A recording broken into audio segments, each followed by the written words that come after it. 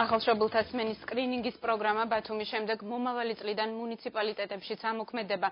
სმენა დაქვეითებული ბავშვების მშობლები ოპერაციის შემდგომი რეაბილიტაციის კურსის გახანგრძლივებას ითხოვენ. პროგრამების გაფართოების აუცილებლობაზე სახელმწიფო უწყებები და არასამთავრობო სექტორი საუბრობს.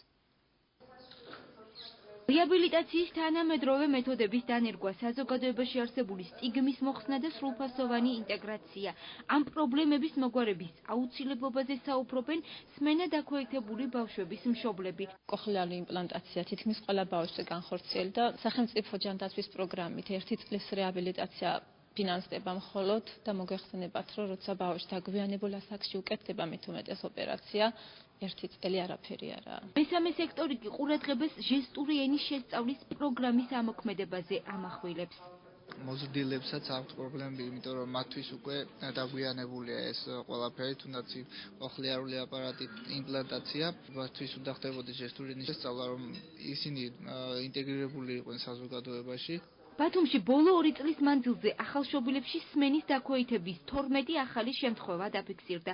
სკრინინგის პროგრამას ქალაქის მერია ახორციელებს, უწყება რეაბილიტაციის საპილოტე პროგრამას იწყებს. ფართოვდება ახალშობილების სკრინინგის პროგრამაც. საზოგადოებრივი ჯანდაცვის ცენტრი განახორციელებს სმენის სკრინინგის პროგრამას მუნიციპალიტეტებში. 3-დან 12 წლის ასაკის 15 ბავშვს, რომელსაც აქვს ან სმენის დაქვეითება, ან კოხლეარული იმპლანტის ოპერაცია აქვს გადატანილი, მათ მთელი წლის განმავლობაში ინდივიდუალურად ჩაუტარდებათ მეტყველების პედაგოგთან ინდივიდუალური კონსულტაციები.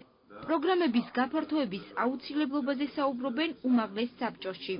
ჩვენ რა თქმა უნდა ყველაფერ ამას ბიუჯეტში გავითვალისწინებთ. ჩვენ გვაქვს რომ შეიქმნა სპეციალური ჯგუფები სკოლებში, ეს იქნება ბათუმის მაგალითით რომელიმე სკოლაში, სადაც ეს ბავშვები საზოგადოებასთან ინტეგრაციაში და ის სტიგმა, რომელიც არსებობს, რომ მათ გარკვეული პრობლემები აქვთ, ეს რომ დაიძლიოს.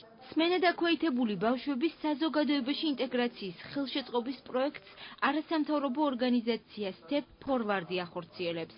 წარმატებული ადვოკატირების კამპანიის შედეგად პროექტის მნიშვნელოვან წარმატებად შეიძლება ჩაითვალოს ის, რომ ახალშობილთა სმენის სკრინინგის პროგრამა დაფარავს მთლიან აჭარის რეგიონს.